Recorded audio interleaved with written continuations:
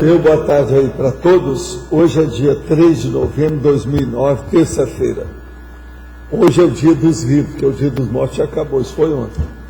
Agora, o verbete é o 1375, 3 páginas, 42 logias e 10 máximas. O tema é inocência, dentro da evoluciologia. Agora, ó, eu não posso deixar de comentar. E depois de 20 temas, vocês escolheram 19 e deixaram a inocência para o fim. Vocês acham que vocês já deixaram a inocência e que não precisam estudar isso mais. Essa foi a conclusão que eu tirei. Tá certo? Porque 20 dias vocês deixaram no fim, porque não tinha outro jeito. Eu penso que muitos de vocês nem desejariam estudar o processo da inocência. Agora, isso eu não sei se é bom ou se é ruim. É um negócio da gente estudar, tá certo? Agora, o que vem a ser inocência? Hoje, se vocês estão aqui, vocês vão ser obrigados a ouvir, pelo menos, os problemas da inocência. A inocência é a qualidade ou caráter daquilo apresentando-se como inocente, incapaz de praticar o mal, com pureza e ausência de culpa, de malícia ou de criminalidade. Agora, a inocência, a inocência do inocente, o sorriso da inocência, o silêncio dos inocentes. Quer dizer, parece que não tem inocente aqui, porque eles ficaram em silêncio. Agora, a brincadeira inocente, essa é minha. O ato de dormir, o sono da inocência, alguns que dormem aqui de vez em quando. O fato da ausência da inocência nos jogos em geral. O jogo tem uma opção de malícia, tem golpes, tudo quanto é jeito. Não tem inocência em jogo. Nem no jogo esportivo. Não tem inocência. A ignorância como sendo a ingenuidade excessiva. O fato de ninguém ressomar para ser inocente e útil. A idiotia inocente útil. A vida humana e a sociedade ainda patológica não foram criadas para os inocentes. De modo que vocês não podem ser mesmo inocentes. Então está certo até um certo ponto. Se vocês fugiram do tema da inocência, porque não são mais inocentes, até que é bom. Vocês reconhecendo isso é bom. O fato do direito humano não absolver a pessoa sob a alegação de desconhecimento da lei. O desconhecimento da lei é inexcusável. Olha lá na citaciologia, 2 brocados jurídicos relativos ao tema. Ignorância leges neminem excusat. E a outra, nemo sensutor ignorare legem. Quer dizer, não adianta dizer que você desconheceu a lei. Não dá para ser inocente. Pois é, os protestos de inocência, de falsa inocência, despudorado dos caras de pau. O brinde inocente do suborno comercial. Aqueles de fim de ano, agora é época disso, está bem dentro. É novembro a dezembro, começam os presentes de Natal, etc, tal. Agora, a presunção de inocência. Os morticínios dos inocentes mortos nas guerras. A existência do túmulo do soldado desconhecido e a inexistência do monumento à vítima inocente. A objeção de consciência. A desobediência civil. A evolução. Aqui, ó, a IC que é mais adequada é a evolução, é isso? Eu acho que também aí a Sintex ainda tem uma parte. Agora, o resto aí de vocês, não. Tá certo? Vamos falar bem claro isso aí, tá certo? Agora, na remissiologia eu falo sobre a ortotensionalidade e a pluriprospectividade. Agora, se a Rosa quiser aumentar, ao princípio faltam 3, a teorologia faltam 1. Agora aqui pergunta. Tenho uma dificuldade imensa de viver no meio em que fui inserida. Desde pequeno olhava minha mãe e não confiava nela. Tenho uma relação ruim com irmãos e familiares. Tive uma adolescência difícil, apesar de muito inteligente. Tive dificuldade na escola por não me encaixar. Quer dizer, isso primeiro é assim do estrangeiro. Mas tem outras coisas aqui. Fiz TENEPS por 2 anos, senti e via muita coisa. Me projetava regularmente com muita lucidez. Foi então que meu namorado, que inclusive ia à palestra do IPC, se envolveu com drogas pesadas e minha TENEPS implodiu. Isso já faz tempo, e de lá para cá tive uma vida digna de um livro dramático. Sou persistente, mas parece que nem sempre tem sempre algo me espreitando. Estou fazendo EVs, iniciando mais uma vez a profilaxia energética. Agora tenho mais uma vez que me levantar e gostaria de uma orientação. Primeira coisa, só volte a fazer TENEPS se você estiver para fazer TENEPS o resto da vida. Pode dar vulcão, tsunami, terremoto, chuva de canivete, você não vai deixar de fazer TENEPS. Porque se você deixar agora vai ser pior. A hora que você deixou, você já bobeou, isso aí era contra você. A sua vida não é a vida do seu namorado. Não há justificativa para um processo desse. Pensa bem nisso. Agora outra coisa, você começa falando uma bobagem aqui enorme, eu sou obrigado a falar. Tenho uma dificuldade imensa de viver no meio que fui inserida. Desde pequeno olhar para minha mãe e não confiava nela. Você tem que dar um jeito de confiar, afinal de contas, ela confiou em você, te deu o corpo. Como é que é isso? Nós podemos desconfiar da mãe, a gente procura conviver com ela, ajudá-la, fazer força. Mas agora, desconfiar para meter o pau, acabar, liquidar, desancar, criticar, está errado. Tem uma relação ruim com irmãos e familiares. Então eu te pergunto, quem é que é com zero? É você ou são eles? Eles são bem de vida? Como é que são? A situação deles são tranquilos? Como é que é? Compare você, é bom você saber quem é quem como consréu nesse núcleo familiar. É hora de saber disso. Né? Uma boa pergunta é você saber. Outra coisa, você acha que você tem curso intermissivo? Vamos entender bem essa questão. Isso aqui é coisa séria. Não se pode brincar com isso não. E eu sou obrigado a falar coisa tudo na cara, que é muito sério isso aí. Eu estou até muito satisfeito porque vieram me falar hoje que tem 9 epicons que vão se submeter a ser com 5 cobaia. Isso é bom para eles, epicons, e é bom para a turma da CONS que está estudando, os professores. Por quê? Aí não vai ter tanta gente inocente e útil que não assuma a impacto-terapia. A pessoa que passar por isso vai aprender a impacto-terapia. Isso vai ser muito importante. De modo que parabéns para os epicons, 9 epicons, e parabéns para os professores da CONS que conseguiram isso. Quer dizer, eles estão também numa posição muito digna, de alto nível, porque o povo está admitindo as coisas deles. Tá? Isso é muito importante. Eu queria dar os parabéns para todo mundo. Agora, eu acho que o ideal seria irradiar isso para o cosmos. Né? Mas é difícil. Do mesmo modo que o tenepsista avançado poderá vir a ter uma OFIEX, a consimpremanha avançada poderá desenvolver OFIEX paracirúrgica específica para a compatibilização psicossomática coletiva de consciência extraterrestre. Por enquanto, isso não está sendo cogitado. Qual o limite interassistencial a partir do holopensene pessoal cosmoeste de um sensitivo desenvolvido? O limite aí da história é a cosmoconsciência.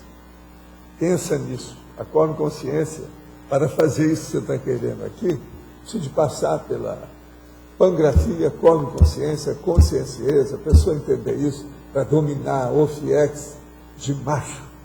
Uma OFIEX assim de alto nível. Uma OFIEX de quê? Como é que a gente poderia chamar?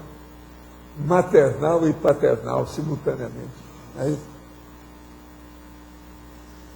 Eu quero dizer outra coisa para vocês e pedir a vocês o seguinte: está havendo aí um concurso há muito tempo, eu toquei nesse assunto aqui há muito tempo, sobre vote FOSS como uma das maravilhas do mundo. Vê se vocês votem por aí, encontre isso onde é que for, e participa, que nós temos que chamar a atenção das cataratas. As cataratas estão bem na ponta, tem muita gente a favor. Eu já toquei nesse assunto aqui há alguns meses, mas agora parece que a coisa está explodindo. De modo que aonde vocês passarem, vê onde é que é, como é que é, participa disso e vote nas cataratas, por favor. Isso vai nos ajudar.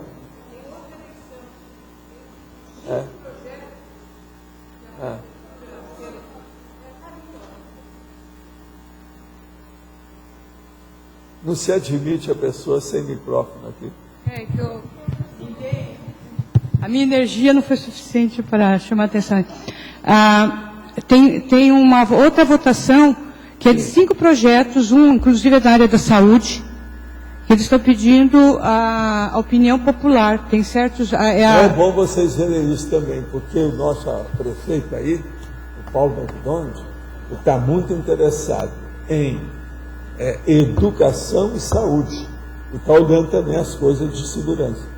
Mas essa saúde, então, é bom vocês darem opinião também para ajudar o prefeito com as coisas todas. Seria bom. E outra coisa, vocês lembram que o Roberto está lá dentro. E o chefe também da saúde aí, a gente nossa. Chama Atitude Foz, o projeto. Então fala aí, onde é que tem isso? Onde é que eles acham isso?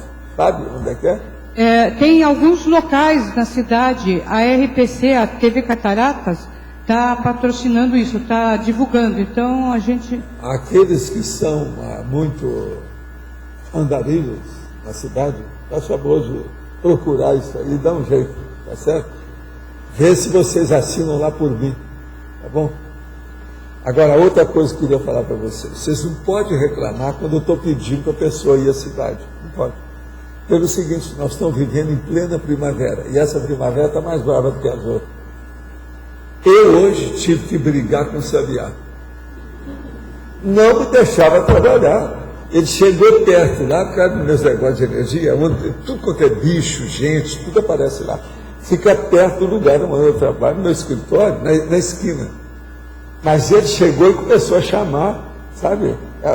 Chamar o namorado, aquele negócio, né? Que é a fêmea, né? Que canta, parece. Mas veja, mais uma garganta. Agora, o Sabiá é maior que o meu chapéu. Eu olhei na hora lá, era mais ou menos... O Sabiá é enorme. Entende? E ele lá, que foi o coração? O que foi o coração? Não estou vendo, mas não dava para eu concentrar de tanto barulho. Agora, 3 vezes eu fui lá e falei assim, vai embora, não é aqui não, vai lá para aquela árvore lá, ó, é fora. Bati palma assim para o Sabiá ir embora. Isso nunca aconteceu. O que tinha mais aí eram os ataques daqueles passarinhos que nós tínhamos aí, que vinha atacar a imagem que está lá no vidro. E vinha. Isso durante uns 2 meses, ele vinha. Bom, bom. Desde manhã até a noite, às vezes ele vinha, ele gostava daquilo. Depois ele sumiu. Agora, eu tenho uma impressão que era mais de 1. Eram 2 que faziam isso. Entende? E passarinho grandão. Agora, o que era? Era esse aí, aquele amarelinho que pergunta, que já sabia, bem que eu te disse, aquele negócio todo, como é que é? Bem TV. Eram 2 bem TVs, grandões. Eles vinham, sabe? Depois eles desistiram, não sei o que houve com eles. Eu ficava até com medo dele se machucar, etc., mas não tinha jeito. Lá a gente tem que colocar, porque os outros vêm, batem lá e morrem. Ele não, vinha contra os passarinhos que estão lá, a imagem. É cara mesmo de briga. Está querendo brigar, é belicista. Deve ter sido já belicista em várias vidas, participou de todas essas guerras anteriores. Agora, esse de hoje, não, isso é uma paixão, uma hora apaixonada que eu vi até agora de Sabioa, foi essa de hoje. 3 vezes. Assim, passava uns minutos, daqui a pouco ela está no mesmo lugar lá. E outra coisa, a hora que eu falei, ele falava na minha frente. Uma coisa impressionante. Agora veja, isso é feito da energia da primavera. Está entendendo? Porque a época de acasalamento, essas coisas todas, não é isso? Então, agora, 3 sabiás. Eles mataram para mim, mataram o meu recorde. Bateram tudo que tinha aí. A coisa impressionante. Valdo. Eu fiquei besta. Eu cheguei até para a Janete, que está lá em casa, né, trabalhando. Eu falei, Janete, não estou aguentando o sabiá que está aí atrás. Não dá para concentrar, não dá para trabalhar. Aquele barulhão, que se ele canta perto, é muito alto. Não chega a ser aquela nossa amiga Araponga, você está entendendo? Que é uma tela que faz. Sabe como é que é? Não é isso. Ele fala sem parar e alto. Quer dizer, como é que é? Aqui já teve Araponga também. Mas é que Araponga, elas mudam de lugar, não fixam, né? Nem sempre. Valdo, Sim. só para complementar aqui a informação da eleição que eu peguei aqui na internet, vote Atitude Foz, escolha o tema prioritário de Foz do Iguaçu para 2010. São 4 temas. Transformar o centro de Foz do Iguaçu em atração turística é 1. A partir da educação, contribuir para a melhoria da empregabilidade e geração de renda é 2. Transformar Foz do Iguaçu em um centro de referência em saúde pública, 3. E duplicar a BR-277 no trecho entre Medianeira e Cascavel. São esses 4 itens e pode-se votar online pelo www.rpc.com.br/atitudefoz/. Ok? Gente, vamos participar disso. E também tem o favor. Vote Cataratas. Vamos ajudar, viva a Foz. Aquele meu negócio. E também tem o Vote Cataratas, que é o outro projeto. E aí, então, para votar, www.votecataratas.com. Nós temos que lembrar, vocês têm que lembrar que vocês estão por aqui, a maioria. E aqui é o maior bairro de Foz. Vocês têm que honrar a cidade que acolheram vocês com os braços abertos, de modo que vão participar dessas coisas. Onde é que está a sua consciência cívica e política? Isso é a hora que precisa, não é só na eleição, não. Isso aí é um processo político positivo, sério. Por sinal, hoje eu ainda quero falar uma coisa de política aí, que eu vou fazer um verbete que eu quero falar com vocês. Mas primeiro vamos ver a inocência de vocês. Tem que acabar com a inocência de vocês. Não pode continuar essa inocência que fica tirando o corpo fora para enfrentar o assunto. Como é que vocês explicam isso? Ô, Rosa, você tem explicação? Por que deixaram para o fim? Eu não entendi. Não é muita coincidência, não? Eu acho que aí a gente tem que perguntar para mim, ela que é doutora no assunto. Ah, então tá vendo? Eu acho também que o Arlindo também, você chegou a votar na inocência? Você votou? Pois é. Você também, né? Pois é, mas veja, falta consciência política. Mas o que você queria falar? Escuta, os teletertulianos também podem votar no Vote Cataratas. Faz favor. Alô, alô, mundo! Como é que é? ZPA5, ZPA4, Rádio Encarnación de Asunción, Paraguai, hablando para o mundo. Então, nós estamos falando a mesma coisa aqui. Essa que era a rádio que eu vinha aí em Assunção, na época lá de 50. Agora, o negócio era mais ou menos esse que a turma imitava. ZPA5, ZPA4, Rádio Encarnación de Paraguai, Asunción, Paraguai, hablando para o mundo. E isso tinha que encher a voz.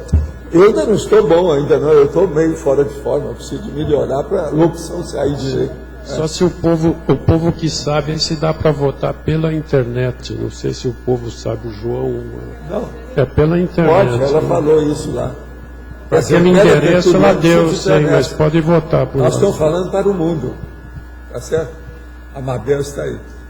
Você olha para mim. Você recebeu um tema lá sobre fusão social? Pois é, esse aí escapou. Isso é erro meu. Omissão minha. Então é um extra, tá? Passou. Mas olha, quem é que estudou inocência? Foi você? Por favor. Esse exemplo da inocência adulta, como é que isso se configura? A condição cosmoeticamente trabalhada e mantida pelo adulto lúcido, portador da inteligência evolutiva. Isso é que é a inocência adulta. A inteligência evolutiva, ela é uma inocência até um certo ponto, porque a pessoa não usa a malícia dos outros. O contrário de inocência seria malícia. Uma pessoa que tem inteligência evolutiva, ele não usa a malícia negativa. Então ele fica com uma inocência adulta. Entende? O modo de agir, ele não vai contra os outros assim, ele fala a verdade da Tares, ele não quer convencer ninguém, ele informa. Isso é inteligência. Eu achei que o conceito de inocência era no momento que você tivesse mais lucidez, mais autoconsciência, ele iria diminuindo, né?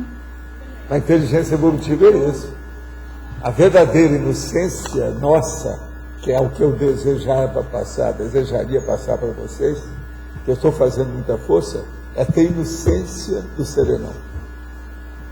Mas, professor Valdo, eu pensei... entende a inocência do serenão. O serenão não teria inocência. Ele teria, ele está querendo saber tudo o que a consciência lhe faz. A ignorância dele é uma inocência. Eu tenho que lembrar disso.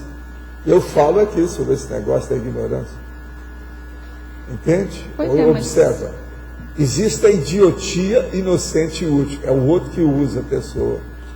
Mas existem os processos também da pessoa. O que você queria falar? Faz favor. Não, eu pensei próximo da que a Dulce pensou, que quanto mais evoluída era a pessoa, menos inocente. Não, mas eu pensei no inocente contrário. Sofisticada fica a inocência da pessoa devido à ignorância que ela vê, que é imensa. O Sócrates, dentre os filósofos todos, era o mais inocente. Eu entendi. Ele falou, eu sei que eu não sei nada. Aí eu vi pela definição e pela ciclologia também eu vi. A ciclologia, que a intermissão... O ciclo evolutivo ressoma, dessoma, intermissão, permitindo a restauração da inocência. Isso aí que eu entendi mais ainda. A restauração, é isso aí que eu estou falando. O só sei que nada sei, você pode aprofundar como inocência. Como? Pois é. Eu sei que nada sei, é o que ele falou. Agora, o que é que se passa? Isso aí já mostrava o processo da inocência. Por quê? Ele já tinha uma visão da própria ignorância em um nível elevado. Porque uma pessoa que reconhece a própria ignorância, ela é mais sábia do que aquele que acha que é muito sábio e que não reconhece isso. Sob esse aspecto, ele estava correto. Agora, ele, na época, ele fez o que ele pôde, mas ele errou numa opção de coisa. Errou. Agora, se podia aprofundar também... Eu só te pergunto aí, não, só um parênteses, você perdoa, mas só te pergunto, até que ponto que ele se deixou imolar e tomou a cicuta para fazer bonitinho e ficar com fama e celebridade? Acho que ele quis fazer média também. Mas fazer média, então, até que ponto? Isso aí tudo a gente tem que estudar. Ele é aquele tipo de suicídio que a pessoa faz, igual Post-eutanásia. Mais ou menos igual do Getúlio, mas isso. Está querendo aparecer. Eu vou falar nesse assunto aqui, sobre o processo da política, daqui a pouco. Professor Valdo, primeiro eu quero ouvir vocês. Aqui na letra A. Qual que é a diferença entre a inocência e a pessoa que aparentemente parece boboca? Esse é o bobo alegre. Bobo alegre é uma coisa, é o bobo mesmo. Isso aí é o oligofrênico. É o oligofrênico, é o imbecil, é o debilóide. Está caminhando para a pessoa, ainda está na idiotia. Isso é processo psiquiátrico. Agora, esses não são propriamente ditos só inocentes. Eles ainda não desenvolveram a cabeça. Por exemplo, o cérebro, às vezes, não desenvolveu suficientemente. A pessoa, então, fica um pouquinho retardada no modo de pensar. Uma pessoa que pensa devagar não quer dizer que não tem inteligência. Pelo contrário. Eu já conheci gente que é bradipsíquica, que raciocina devagar, que é uma cabeça de inteligência. Agora, tem aquele que é o pré-bradipsíquico. Então, ele não é só devagar, não. Ele não pensa direito. Ele não tem ainda noção de racionalidade para pensionizar corretamente. Então, são pessoas que são manobradas pelo N. O pensene é o N da energia que manda nelas. Então você vai ver muito disso em esporte, você vai ver isso nas escolas, no curso primário, você vai ver isso, por exemplo, nos jogos, nas competições. Tem gente assim. Por exemplo, essa menina lá, a Daiane, ela agora descobriu que ela estava usando. Para que aquilo? A menina era perfeita. Será que não teve nenhum psicólogo para falar para ela evitar essas coisas? Quer dizer, há um nível de QI aí abaixo. Ela é boa de corpo, mas não é boa de cérebro. Mas aí tem uma outra situação também. Até que ponto a pessoa inocente, ela acaba entrando num sistema dentro da instituição, por exemplo, o esporte, a família? Eu estou falando aqui, é inocente útil. A idiotia inocente útil. Olha lá.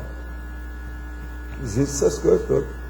Mas aí não foi democrático em perguntar de repente para ela e ela acabou sendo manipulada? Isso aí está errado. Quem está com ela errou e ela errou. Todos aqueles, o coach, quer dizer, o camarada que orienta lá, que eles chamam aí, tem vários nomes. O nome internacional é coach. Hein? Técnico, trainer é um deles, tem uma opção de nome. O nome é coach. Agora veja, o coach errou e ela errou. O coach errou, porque se ele chegar para você, a gente perguntar para ele, não, mas eu não sabia disso. Se você não sabia, você não viu? Quer dizer, esse cara é bobo. Você não tem médico, não tem psicólogo, não estão vendo as coisas? O que é isso? Agora, por que a pessoa vai manchar a autobiografia técnica dela, eles que fazem uma questão danada de aparecer? É uma bobagem danada. Agora, ó, esportista, jogador é sempre assim. O vinho da fama sobe a cabeça, ele não raciocina, começa a fazer besteira. O caso do Ronaldinho, por exemplo. Aí tem um monte. O Pelé, com certas declarações dele, durante muito tempo. Romário, então, mas fala. Não, tem um outro agora que não queria sair da favela. Aquele ainda é pior ainda. Eu não queria sair da favela. Negócio sério. Você entendeu, então, o nível disso? Como é que é? Eu ia continuar fazendo a pergunta. Eu queria que você fizesse a analogia da ignorância com a inocência, né? Que deve existir bastante. Né? O problema todo é o seguinte, nós somos criados inocentes, quer dizer, simples e ignorantes. É uma inocência. É inocência, porque a pessoa não sabe nada, ela é inocente, é ignorante. Inocência, ela chega... Apedeuta. A ignorância já é a inocência, isso? Não é bem assim. Mas é meio caminho andado. Mas está faltando conhecimento, cognição. Por exemplo, aqui comigo, falta cognição para mim. Você já não é tanto. Você já tem mais cognição das coisas. Entende como é que é? Eu acho que a ignorância parece que ela pode levar a inocência. É mais fácil através da ignorância. Ela, até um certo ponto, em certas condições, é inocência mesmo. Não tem jeito de fugir. Equivale. É um equivalente à inocência. Gente, o desconhecimento, o apedeutismo, a ignorância, o analfabetismo, não adianta. A pessoa é ingênua, é boba, é inexperiente. Tem inocência disso. O que é a criança? Criança é um adulto que não desenvolveu, está em desenvolvimento, é inocente. Mas quando outra coisa, você falou do serenão, da inocência do serenão.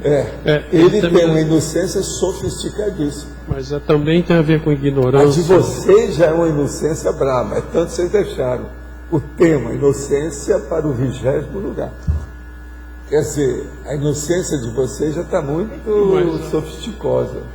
A inocência... Sem saber qual a intenção, estava com medo de quê? Entendeu? A inocência dele tem a ver, a ignorância em relação à CL, que você falou, não sei se eu entendi bem. É lógico. Isso. Eu, por exemplo, eu tenho uma ignorância enorme a respeito do povo que é ofiexista, que é desperto, que vamos dizer, aí no caso, teleguiado autocrítico. Eu quero saber. Eu sou inocente nessa história. Agora, não fico perguntando sem parar, não, porque essa inocência já acabou comigo. Eu já quebrei muita cara. Eu não bisbilhoto. Eu só faço as coisas de acordo com o serviço. O que me manda é o trabalho. O trabalho orienta as minhas inquirições. Por isso que é o meu trabalho aqui, que eu faço pergunta para vocês, né? Quem é que pode me explicar essas coisas mais avançadas? Por exemplo, da máfia, do belicismo, se eu não perguntar para vocês? Não é isso? Matemática, né? Matemática, não é isso? Professor Valdo? Vai ser aí, ó, o João, a Conceição, não está aí. Tá? Aqui no ar.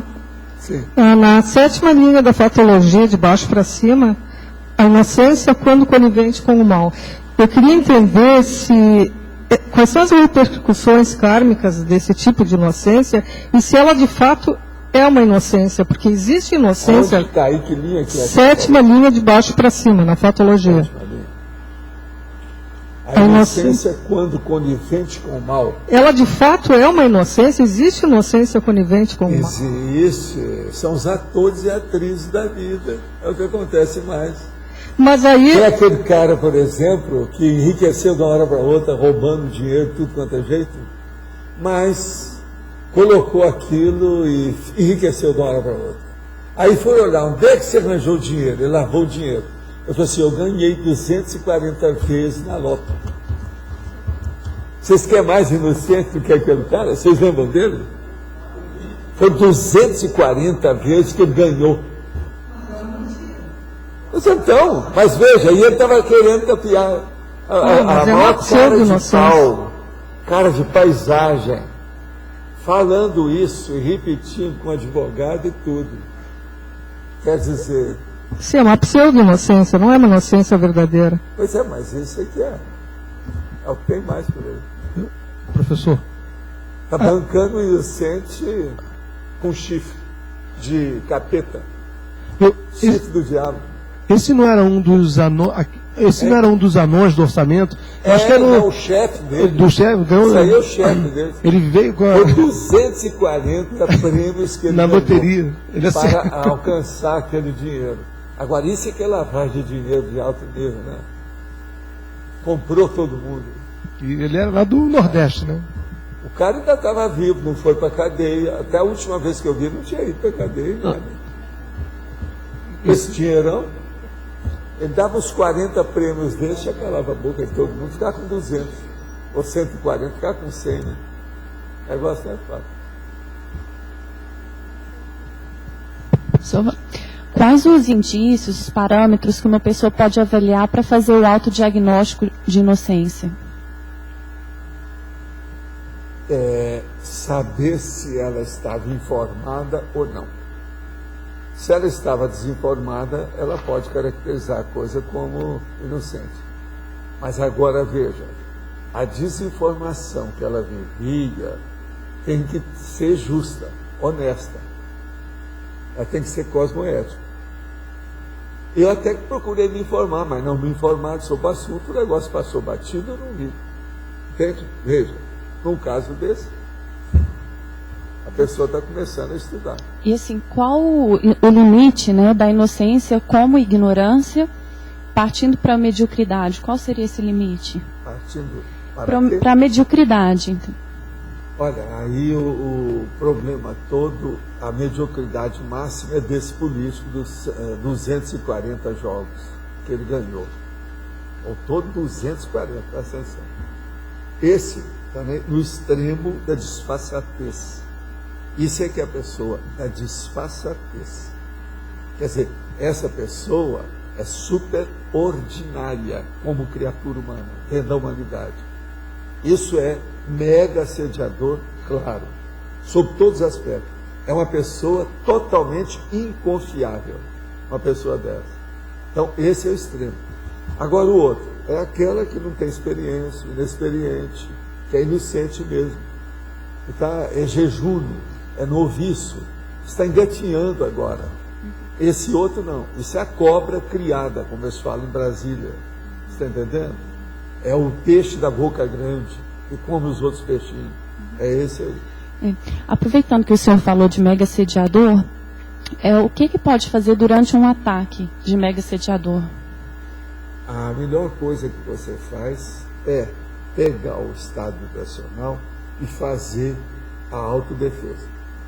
Dependendo do nível da sua autodefesa, você neutraliza aquilo na hora. Você pode chegar até um certo ponto que você vai fazer até uma blindagem. Essa blindagem é que nós chamamos de autoencapsulamento. Agora, por exemplo, se você já domina bem o problema de energia, você pode, inclusive, blindar a pessoa, ou seja, encapsular aquela consciência. Isso tudo é possível dependendo de você. Agora, a reação sua que mostra em que nível que você está dentro dessa condição. Está entendendo? Agora, o que eu vejo é o seguinte: na hora que você vai mexer nesse estado vibracional, você tem que selecionar o que você pensa. Não pode ter pensamento negativo, não pode pensar mal dos outros. Então o problema tem que ser homeostático, é de rigidez, de saúde, salutar. Isso é que é a coisa séria. O que o povo tem dificuldade às vezes, não é até, a intenção às vezes até que é boa, mas não fica boa na hora que vai pensar, porque a pessoa envenena a intenção pela pensionização negativa. Uma outra coisa séria, no fim de tudo, a pessoa às vezes não está pensando mal, mas ela faz, vamos dizer, o sarcasmo sobre o assunto. Isso ainda não é bom. Está entendendo? Então ela vê um defeito da pessoa e fala uma coisa qualquer, um troço, ou aquilo que fica na cabeça dela, aquela marca. Então, você pergunta assim: você acha que essa consciência que estava aí te perturbando era um assediador? Por que você acha? Aí você fala assim: ah, não, mas ele tinha todas as características, ele tinha um nariz desse tamanho, e por aí vai, começa a descrever só coisa ruim. Isso aí nem sempre é bom. Por quê?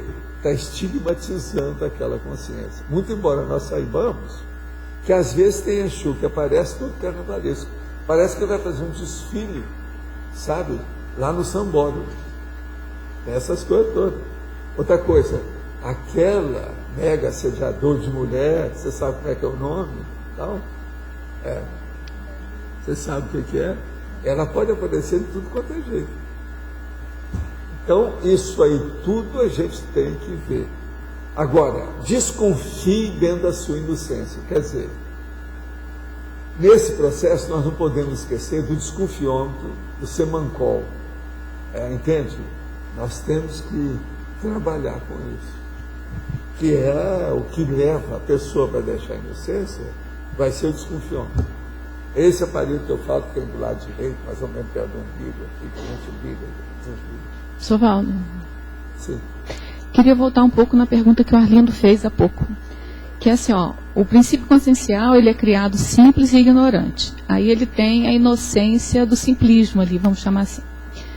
Aí depois ele vai perdendo a ignorância e com isso, normalmente, vai perdendo a inocência também. Mas depois ele tem que recuperar a inocência cosmoética, não é isso? Ele vai burilando a inocência. Porque, aí eu queria... Vai burilando. Isso é o normal da... aperfeiçoando o processo da inocência dele.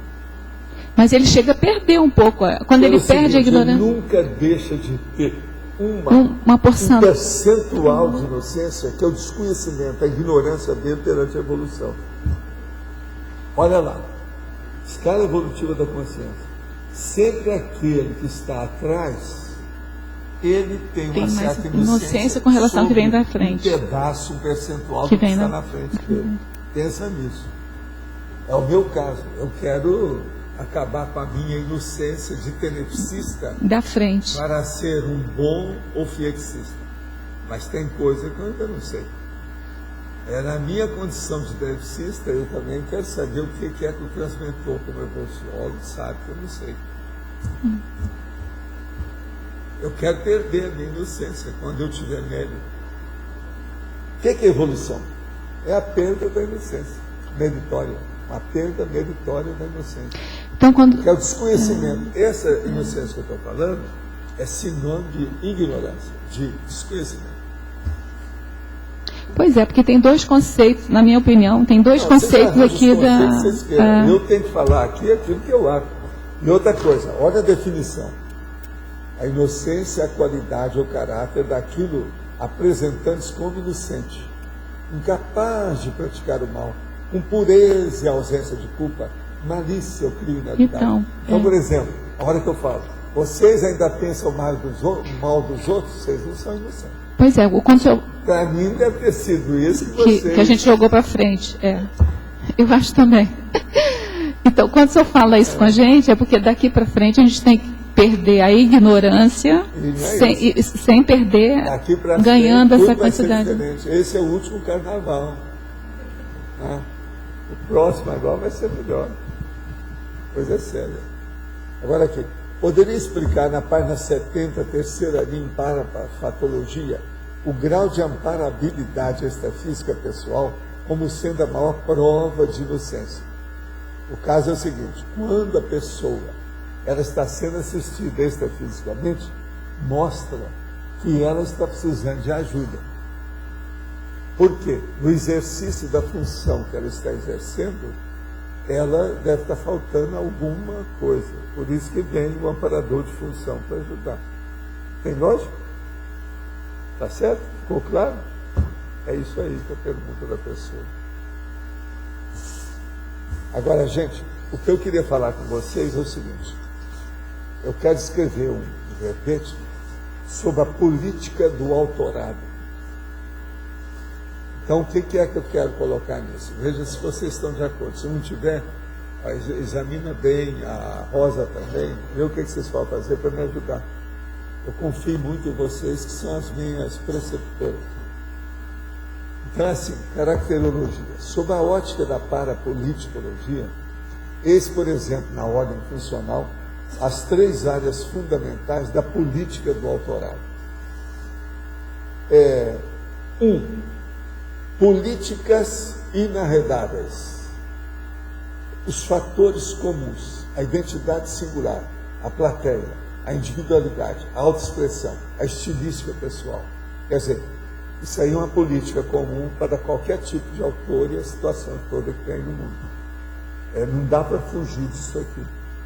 Então, o autorado nosso conscienciológico, ele nisso aqui, ele empata, ele fica igualzinho. É a mesma qualidade de qualquer outro autor. Agora, 2, as políticas antigas, que são dos autores de modo geral, que não são conscienciológicos. A política humana, o partido, a esfera política, a esfera pública, a fama, o poder, o prestígio, a imortalidade terrena. E eles procuram isso, vão escrever, vão trabalhar, fazer esse trabalho para ficar com isso. Eles querem a imortalidade terrena. Querem entrar na Academia Brasileira de Letras, não trouxe qualquer assim. Quer condecoração, etc. Agora, 3, as políticas conscienciológicas do autorado. A holofilosofia, o universalismo, o autorrevezamento. O CMP, que vocês sabem o que é isso, né? Que é um multidimensional, multiexistencial, pessoal. Agora, a mini peça do Marx Mecanismo, a TARS, a TENEPS, a Megagescom, a PROEX, a interassistencialidade. E uma coisa muito séria, a mudança da forma holopensêmica. Por exemplo, as pessoas aí, o geral, eles são bobocas, porque eles querem uma fama para aquela vida e acabou, é só aquela forma. Eles não pensam que eles vão ter outra vida. Quer dizer, se nós formos pensar em fama, nós queremos muito mais, porque nós queremos uma fama com a gente mesmo. Você está entendendo? Não com os outros. Então, veja, a situação muda. Há uma acumulação de formas holopensêmicas conosco. Vocês estão começando a entender a diferença? Então, essa política nossa, aparentemente parece ser muito boba, mas não é. Ela é mais inteligente e muito maior do que a outra. Agora, outra coisa. Na hora que a gente dá os direitos autorais, direitos patrimoniais, os copyrights do livro, parece que a gente é bobo. Não é. Nós somos muito inteligentes no negócio. A hora que eu faço a 3ª edição gratuita, do jeito que eu tenho esse livro aqui, Homo Sapiens Pacífico, 3ª edição gratuita ali. Outro também. Isso é inteligência. Isso não está mostrando burrice, não. Agora veja, se nós formos olhar o problema de fama, de celebridade, essa coisa toda, o que a gente pensa no autorrevezamento deve ter maior do que isso, muito mais. Mas o interesse, o objetivo é outro. Então nós temos que começar a estudar as nossas políticas. A política do problema. Então o povo pensa que está tudo errado, ou que nós somos muito assim, ingênuos ou estoicos. Não é bem assim. Eu também não vejo tanto estoicismo nisso, não. Você está entendendo, Arlindo? Estoicismo não é bem. Nós estamos trabalhando uma coisa muito séria. Na hora que eu falo para vocês assim, ó, eu estou fazendo esse enciclopédico, mas eles mesmos falaram para mim, em primeiro lugar você se coloca na frente como sendo o primeiro leitor. Você vai ler isso na próxima vida. Veja bem o que você está fazendo. Isso tem que favorecer você, como leitor. Então isso é muito sério. Não sei se está saindo. Está saindo. Então, isso dentro da informática, né, Valdo? Onde tem a política de software livre, né? Que é software aberto, né? Código aberto, isso aí é considerado uma coisa super inteligente, que é o abertismo, né?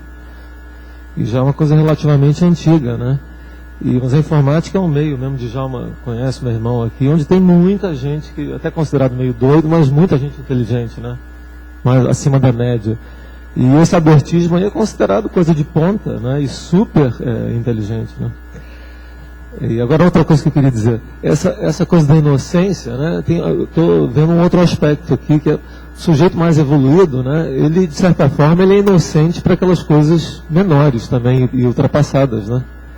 Ou defasadas. Ele melhorou a inocência. Não, ele não é inconsciente. A ignorância dele é de ponta, não é a ignorância de atrás. E isso, porque ela é consciente, mas ele não está nem acessando mais aquilo. Todo mundo é ignorante. Agora, nós temos que ser ignorantes de ponta. Então, O desconhecimento da ponta, que é a verdade relativa de ponta, esse todo mundo tem. Sim, então, essa inocência de inconsciência, né, o sujeito é inconsciente porque não sabe ainda.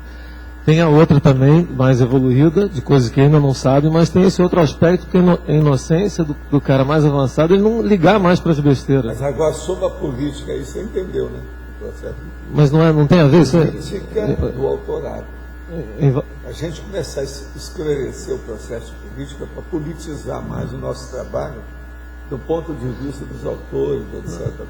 Isso é o abertismo, né? Esse abertismo.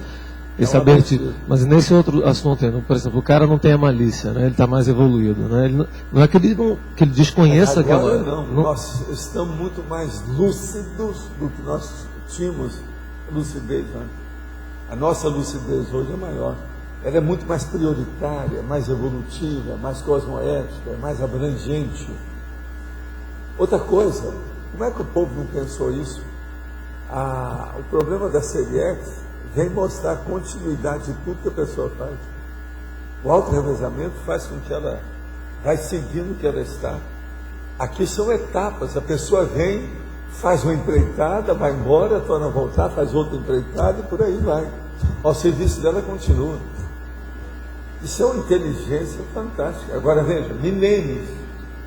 O povo já tentou falar isso, fora do corpo a gente tentava falar, ninguém quer entender isso. Até hoje aqui é difícil falar, até da boca para o ouvido. E dentro da própria coisa da grupalidade, isso é inteligentíssimo, não é nem só no auto-revezamento. Né? Por isso que eu quero falar sobre o processo da política do autorado.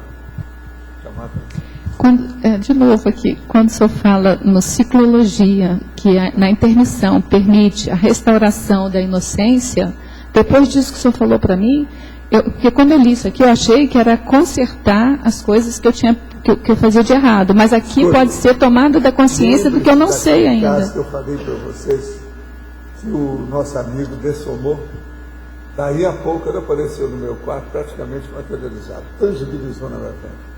Assim, Valdo, vai lá e vê que a instituição está sendo levada no buraco pelo fulano. Isso fazia 2 dias que eu tinha dessomado. Ele saiu de lá e voltou para o trabalho dele. E viu que tinha uma pessoa que estava desviando verba, fazendo diálogo, com tudo no bolso. E ele viu isso fisicamente, ele não tinha visto no fim, porque ele estava doente. Ele não viu. No período que ele adoeceu, foi para a cama, o cara começou a roubar. Aí ele veio para eu ir lá e denunciar o negócio. Eu fui, falei tudo. Eles tomaram providência. Agora, o negócio atingia milhares de pessoas. Eu não vou dizer aqui o que é o negócio que ainda está funcionando até hoje. É a obra de assistência que a gente ajudou a fundar. Uma das maiores do Brasil.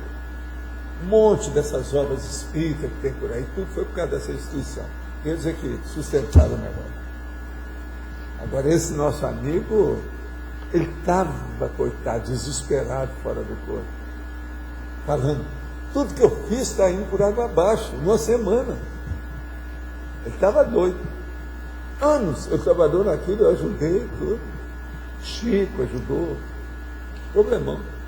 Aí ele apareceu, eu já morava no Rio, estava fora do movimento espírita. Um dia eu encontrei com a filha dele e falei, seu pai apareceu para mim e pediu para ver um negócio assim, estudar. E toquei para frente. Encontrei com a filha dele, tempo depois, para expor o assunto. Agora, então você veja, ele era inocente. Ele estava desse humor inocente da realidade. Está pensando que tinha feito uma coisa, não tinha nada, estava aqui a rombo desse tamanho lá dentro. Ele não viu que ele era muito bom, passou por cima. Agora, ele, de qualquer maneira, tinha muito medo. Ele chegar e conseguir falar com a pessoa que está aqui, que sou eu, para a gente ir lá e abortar o processo, parar com aquilo. Aquilo sustou o desvio. Era um contrabando danado de dinheiro que estava vindo. O cara estava nadando de braçada a hora que ele adoeceu. E era a pessoa que ele tinha mais confiança. Foi uma tragédia, extrafisicamente, vamos pensar, uma tragédia. Então ele melhorou depois disso. Essa restauração aqui da inocência, então, é a tomada de conhecimento da realidade, para a realidade, da realidade como ela é. É essa. Por isso que tem outra coisa. O ciclo, aqui está no ciclo. Tá? O ciclo vai e volta. Porque a ressoma é uma perda da inocência. Você vem para cá não sabe mais nada, né? Aí você tem que recuperar e... Não é bem, não. Às vezes também aqui, em qualquer posição que você está, tem um nível de inocência. Um esclarecimento contra a ingenuidade. Entendi. É isso aí.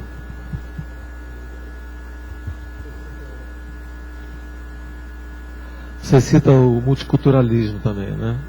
Nos tópicos aqui. Isso aí tem a ver com o aumento de consciencialidade também?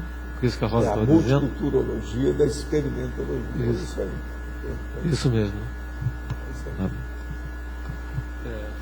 Ninguém vai perguntar, eu vou voltar. Eu não entendi o negócio direito ainda.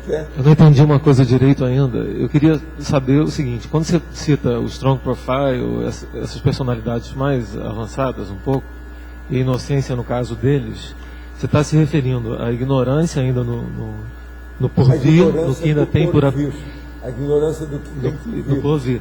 Mas também isso que eu estou querendo entender, porque eu vi muito sobre esse aspecto. Também a ignorância, às vezes, que a pessoa não viu alguma coisa que passou despercebido, porque a gente não vê tudo nessa vida. Às vezes tem coisa que foi um lápis. Sim. Tem gente que tem uma coleção de lápis. Coleção de lápis. Não, isso é que tem mais. Mas eu queria saber o seguinte, se também é dessa outra inocência de não ter malícia, ou de, apesar de ter consciência da malícia... A ingenuidade, às vezes, é falta de malícia. Malícia, no caso, que não é de fazer o mal, mas a malícia do ponto de vista de ver as possibilidades de desvio das outras pessoas. Então é um problema de crime, dolo. Isso aí é um processo sério. É dureza isso aí. Agora veja, a maioria das pessoas não estudaram direito. Mesmo muitas pessoas que estudaram direito não gostam do direito criminal, por exemplo. Direito penal, de modo algum, porque o negócio não é fácil. Então veja, esse processo de dolo há muita ignorância. Sim. E aqueles pontos que o sujeito um dia fazia por ignorância, cometia erros por ignorância, então ele era inconsciente daquele conhecimento. Eu não estou entendendo. A pessoa que é mais evoluída hoje, né? Então ela já cometeu uma série de erros por inocência negativa, por ignorância mesmo. Sim, mas aí é uma omissão. Sim. Deficitária. Aí ela evoluiu, então hoje ela é consciente dessa realidade. Mas, agora, a pessoa que perdeu a inocência é aquela que tem a omni super. Ela comete intencionalmente a omissão superavitária. Essa não é inocente mais. Então, mas isso também é um grau de inocência que defende, né? Porque apesar dela ter consciência daquilo, ela já não comete nem entra mais naquilo. Então isso dá transparência, é cosmoética isso, né? Esse ponto. Agora, nós temos que estudar mais para saber o que é o esclarecimento, né? O estudo da inocência que eu estou trazendo aqui Isso é importante para cada caso. Muito importante.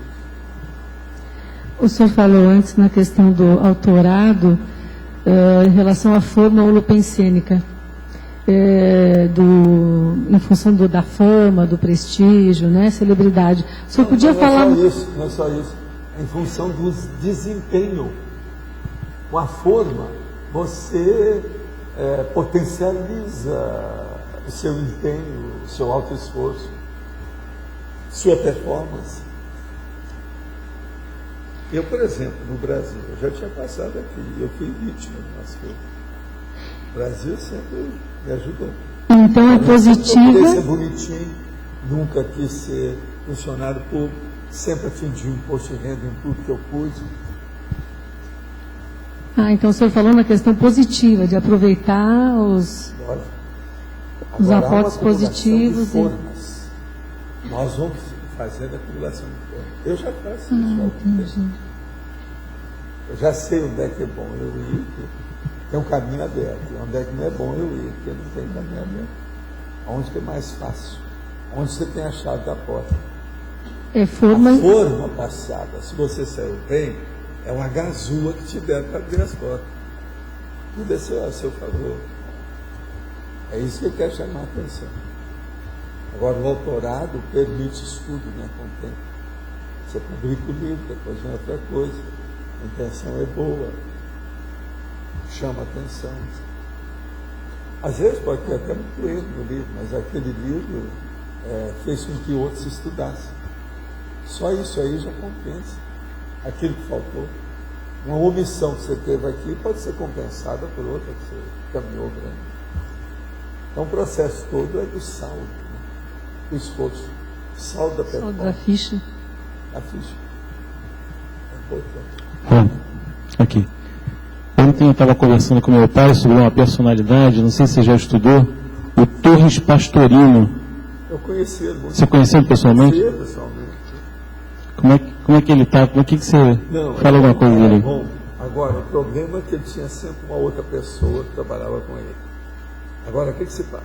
Quando eu fui trabalhar, deixei o movimento espírita e fui trabalhar nas favelas do Rio, quem me ajudou foi o companheiro dele. Aquela instituição, como é que era o nome? Pedro Maria José. Os nomes que tinha, todo nome bíblico, eu usava por cada dele, eu gostava muito disso.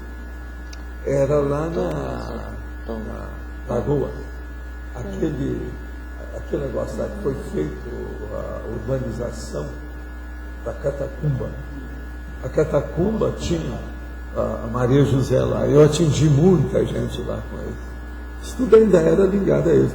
Eu deixei o movimento espírita e ainda tive contato com eles tudo. Ele era uma pessoa boa e fez um livro positivo para o povo entender, baseado nas mensagens, nas coisas todas. Ele fez daquele jeito. São minutos de sabedoria, etc., que vende muito. Tem aí na biblioteca, eu estava vendo aí na Eles carregaram bem ali para vender o livro, tudo, fizeram questão, sabe, para fazer best-seller no negócio. Agora, todos os pastorinos, era uma pessoa muito culto. Muito culto. Ele sabia muita coisa. Muito latina, dominava muito. Conhecia bem isso. Eu conversava muito com ele. Você sabe se ele está fazendo curso intermissivo? Se ele tá, ele eu não tive contato. Teve uma época que me perguntaram sobre isso, já faz alguns anos, faz uns 30 anos, eu também não sabia nada. É que ele faleceu em 80. Pois é, eu estou falando faz uns 30 anos, logo depois que ele deixou morto. Entende? Mas eu nunca tive contato maior com ele, não. Ele era pessoa que frequentava muito, junto com esse nosso outro amigo que me ajudou, que eu ajudava também, eram os dois juntos. Era uma parceria que eles faziam. Desde que eu conheci o Chico, eles visitavam muito o Chico, depois eles visitavam o Verano. Eu tive muito contato com eles desde Pedro Leopoldo, desde 1956, até quando eu deixei. Foi uns 10 anos, né, que eu trabalhei com o Chico, eu tive muito contato com eles. Outra coisa, eles arranjavam, principalmente esse outro que era o verdadeiro operário da história. Eles arranjavam muito alimento e coisa para a gente distribuir para todo o verão. Eu sei de tudo aí da história por causa disso. É gente boa. Agora, os melhores do movimento espírita não eram esses de evangelho, não. Igual Canuto Abreu também era. O melhor mesmo era, por exemplo, aquele doutor Silvio, lá de São Paulo, que era um médico, que foi defender o processo do parapsiquismo junto daquele médico que fez um livro de coisas deste do outro mundo, etc. Tem uns livros tudo lá embaixo. Esse outro é o doutor Silva Mello, mais ou menos, que é o nome do cara, que era o médico, que acabava com o processo extrafísico. Esse outro estava defendendo. Tem vários desses. Esse que era os maiores cabeças que eu achava no movimento.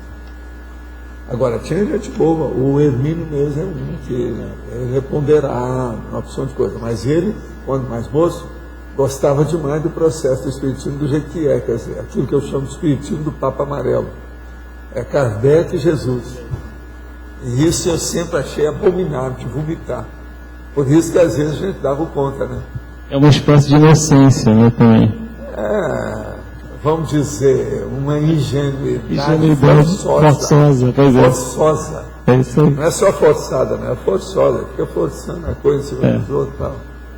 Isso não dá certo. Não dá certo. Eu sou contra. Professor, eu queria, se fosse possível, o senhor falar sobre inocência parapsíquica. A inocência parapsíquica é aquela pessoa que ela tem uma amparadora que chega perto dela e ela não dá o devido valor. Por exemplo, aquela menina linda que eu senti a energia toda lá, e que ela não dá, ó, você tem uma inocente aí atrás de você. Você reconhece isso? Você reconhece? Melhor da história é que ela reconhece, ainda bem, por isso que eu estou falando. Agora, veja o que acontece.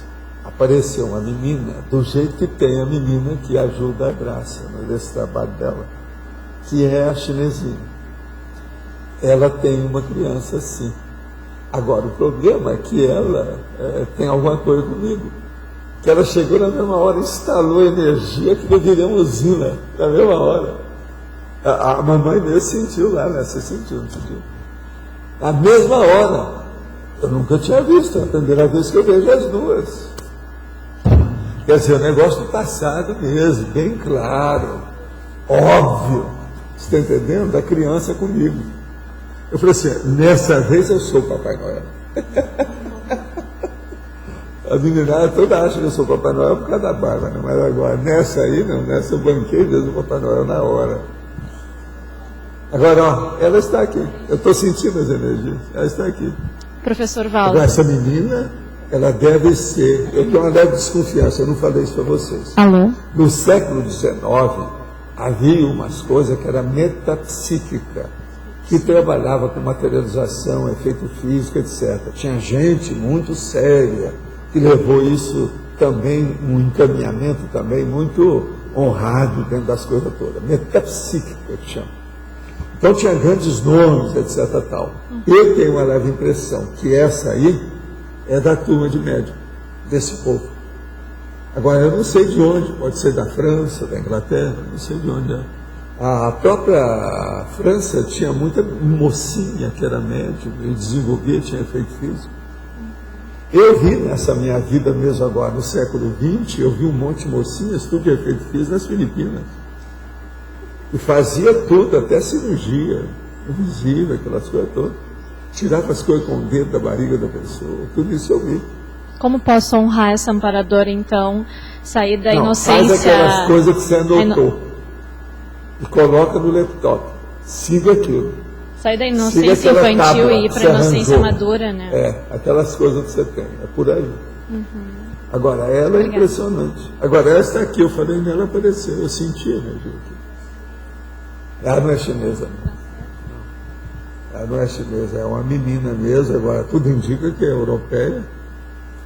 Pode ser da Inglaterra, qualquer coisa, já não sabe se viver, não. Mas agora ela se apresenta como criança, que é a que eu estava explicando lá. Estudo é apresentação para fazer assistência. Está vendo? Porque ela é mais adulta às vezes do que a gente. Ela tem 200 anos. Está entendendo como é que é? Matéria de maturidade. Eu tenho um livro que chama Projeções da Consciência. aonde aparece um menino que quer que eu olhe o Oceano Atlântico lá em Ipanema, na frente, para ver como é que era, e entra em contato com os outros. Ele parecia um menino também, que era amparador, me ajudando fora do corpo. Ele me ajudou durante muito tempo. E se eu falo alguma coisa dele, en passant, assim, no Projeções da Consciência, é uma criança também, aparência de criança. Poderia aprofundar as relações e diferenças entre inocência e ignorância, a imaturidade. A inocência, no caso, é quando a pessoa ela não entende nada, mas também não está fazendo mal daquilo. Aquilo ainda não chegou a fazer muito mal para ela. Agora, a ignorância, a imaturidade que já está começando a fazer mal. A inocência e a ausência de malícia é a imaturidade total mesmo, vamos dizer assim, a inexperiência total da pessoa. Então, isso tudo também tem que ver. Agora, a inocência, a ausência de malícia, com desconhecimento relativo, que é o serenismo. É o que nós estamos tentando, por exemplo. Nós todos aqui somos inocentes ainda de processo de dispersidade, problema, por exemplo, de evoluciologia, não é isso? Então, esse é o caminho. Mas é mais ou menos por aí a situação. Agora, ó, a imaturidade, às vezes, ela é só a inocência. A ignorância é uma coisa que pesa mais do que a imaturidade. Não é bem a mesma coisa. Isso aí você tem que pensar aqui, porque o que você escreveu não é bem isso. Agora, a inocência com ausência de malícia é a gente não entender a dispersidade ou ainda não dominar a dispersidade. E a inocência com ausência de malícia, com desconhecimento relativo, realmente é a serenologia. Na auto-organização dos estudos, o que é mais produtivo? Estudar 2 assuntos no mesmo dia ou dividir os assuntos em dias diferentes? Por exemplo, eu estudo um de segunda a quinta, estudo 2 de sexta a domingo. Pode comentar? Olha, isso aí varia o infinito. Tem assunto que exige que você estude outros, porque ele exige, porque senão você não vai entender. Então, esse negócio de dividir os assuntos tem que ser assunto bem diferente um do outro, um extremo um do outro. Então, isso não é bom. Primeiro, você disseca um assunto, depois você passa para outro. Isso aqui é o ideal. A pessoa tem mais visão do problema. Agora, está misturando o meio de campo, nem sempre é bom. De modo que pensa bem nisso. Gostaria de compreender melhor em Paradoxologia, página 70, o mega paradoxo das Consréu inocente. Poderia trazer exemplo? Sim. Por exemplo, uma pessoa, ela é consréu, mas ela passou muito tempo fora. Estava lá no estado, por exemplo, assim, terrível, de um paracomatoso pós-dessomático durante muito tempo. Então, ele chega aqui e não está sabendo nada do que se passa, porque faz muito tempo que não vem cá. Com a vida tecnológica moderna, que tudo mudou do século passado para agora, tudo isso mudou. A última vez que ele esteve por aqui faz uns 300 anos. Não está sabendo nada. Então, é um paradoxo, porque a ingenuidade dele, o desconhecimento, a ignorância, tudo às vezes ele quer entrar naquilo, quer saber. Então, ele conserta essas coisas quando ele não se fecha em copas. Quando se fecha, dá os autistas, etc. Tal. Quando ele se abre, essa criança que pergunta a todo mundo, que é alegre, que quer ter contato, todo mundo acha que veio para viver a vida. A vida é uma festa. Às vezes essa que é a melhor. Às vezes é conserta.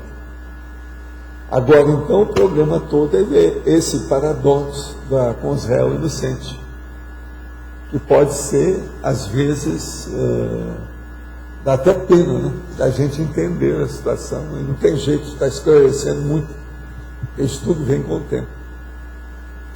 Gostaria de propor, se útil, uma reflexão adicional na linha da superação homeostática, do alto desconhecimento de ponta. Qual a importância do estudo sistemático da economia e do papel do Estado em termos reguladores? Olha, eu acho aí, ó, vocês querem falar que isso aqui, ó, quem está falando é o Juarez. Ele é que mandou a pergunta. Eu vou ler de novo, e seria bom, vocês são doutores aí no assunto. Cadê o Sérgio foi embora? Não tem mais?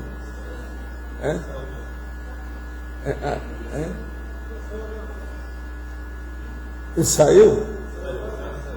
Ele vai voltar? Mas olha, eu vou ler de novo. A Cris está aí, mas a Cris. Agora precisa de falar com o Sérgio, etc. São os colegas, né? Eu não sou colega, eu sou da máfia, quer dizer, eu sou da rabulística. Gostaria de propor, se útil, uma reflexão adicional na linha da superação homeostática do alto desconhecimento de ponta. 2 pontos. Qual a importância do estudo sistemático da economia e do papel do Estado em termos heterorreguladores? O que vocês querem? Especialista nisso, ele que devia falar sobre isso, o papel do Estado na condição de autorregulação. Ele deve estar procurando alguma ideia nova para o assunto, né? É uma reflexão adicional, ele está dando aí para a gente pensar. Na linha da superação homeostática. Agora, o problema dele é que ele está preocupado com a turma que não tem dinheiro. Exatamente. Então, essa preocupação dele se reflete nessa pergunta que ele está fazendo, né? Dando para nós. Agora, veja, é a mesma preocupação do Tadeu quando a gente fez o CAEC, que ele também tinha essa preocupação com o povo que chegava. Não, esse povo tem que se sobreviver, tem que arranjar um jeito de eles ganharem dinheiro para fazer alguma coisa. Foi aí que lá na Aracê vocês começaram a trabalhar com isso, não foi? O problema é esse. Uma hora vocês explicam o que vocês fizeram, que eu falei com o Juarez sobre isso. Que a Aracê já tinha estudado um jeito de arranjar uma bolsa para os caras, para trabalhar. Vocês começaram a trabalhar com as técnicas de informática. Exato, nós começamos a desenvolver a cooperativa, começar a desenvolver, profissionalizar o pessoal em alguma área. Isso. Uma das áreas que a gente começou foi justamente informática. Então a gente, acho que preparou várias pessoas durante vários anos. De fazer isso aqui com a turma da Sindex. Pois é. É isso que eu sempre pedi. Nós fizemos. Vocês já estão fazendo. Sim. Mas precisa de continuar. Nós precisamos voltar a retomar isso aí. Nós chegamos a fazer isso em São Paulo. Ninguém pode fugir disso. E agora, é importante isso aí dentro da sociedade patológica que nós vivemos. Então, a gente é muito importante. A gente começava, o pessoal, como estagiário, assim, sem conhecer nada, já começava para aprender, começava com salário de R$600. Era assim, a gente começava a construir assim. O doutor Juarez Freitas, ele pode ajudar muita gente nisso, porque ele é especialista aí no processo da gestão e da administração, direito administrativo. Precisamos conversar. E ele é muito bom na hermenêutica, ele menciona isso. Então, vamos ver o que é e fazer umas perguntas para ele. Me disseram aí que eu não sei se o Juarez vem, mas eles falaram que ele vem lá para janeiro, ele vai passar aqui. Vai passar uma época. Vamos ver se a gente faz um verão mais suave para ele, mas eu acho que não vai ser muito suave esse verão. Esse verão não tem nada, não está prometendo. Colocar o homem dentro de uma câmara frigorífica aí de ar-condicionado, é o jeito. Mas agora, vê se você explica, você que também chega com a economia o tempo todo, e você é colega dele, entende? Pela questão dele, ele pegou um macro contexto e a nossa resposta foi um pouco pensando assim num micro-universo interrelacional ou interconvivencial. Cognópolis, Aracê, mas a pergunta dele, que leva em conta o Estado, que é um macro contexto futuro até de Estado mundial, eu fiquei pensando muito na questão da democracia pura, na retirada da representação, porventura, dita democrática. Na abertura com o partido. Na abertura do livro, professor, por exemplo, se todas as pessoas opinassem diretamente, tal acumulação desmedida de riquezas, uma pessoa ter 1 bilhão, 2 bilhões, 100 milhões de dólares, nunca seria possível. Uma pessoa, é um demérito você ter um tal contingente de disposição financeira de cifrão apenas para si. É um absurdo, em termos lógicos, em termos estritamente racionais. Daí a prefiguração da democracia pura, com as determinações de todo um corpo social sendo levado em conjunto, com racionalidade, é a única resposta que eu poderia tentar oferecer para o Juarez. Eu vejo isso. Assim. Agora veja, foi isso que me fez levar a estudar a Wall Street, o Wells Fargo Bank da Califórnia, e ver o processo da Bolsa, como é que era, porque eu não sabia. E outra coisa, foi assim que eu fui atender os ricaços dos Estados Unidos, principalmente esses lá do Central Park, etc. Eu não posso falar nome aqui, porque os caras tudo tinham contato com gente que era de Hollywood e tal, ou o cantor e tal. Eu chegava lá para atender esses caras, em cima da televisão tinha a foto dele com Frank Sinatra, com esse, com outro, com esse, para não falar outros, né? Todo mundo ali, tudo em casa. E outra coisa, o cara está lá conversando comigo, daí a pouco vem um pedido, um processo urgente da Ásia. Depois passa um pouco, é o negócio da Europa. Por aí vai. Todas as ligações do trabalho dele e a dinheirama. O problema da Bolsa.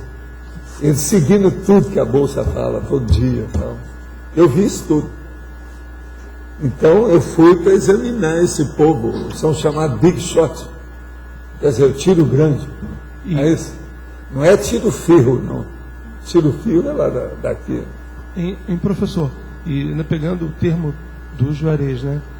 O Estado como hétero-regulador, o regulador da vida dos outros, acaba sendo, se tivesse essa democracia pura e a manifestação de vontade, ele ia ser autorregulador também, porque todos participando, sem um deputado, um senador que tem só a consciência ínfima do partido dele, do bolso chakra dele, mas quando é você diretamente expondo suas opiniões, o Estado sim, transfiguraria-se em ser hétero-regulador mais alto, porque seria diretamente a manifestação de vontade sem intermediários.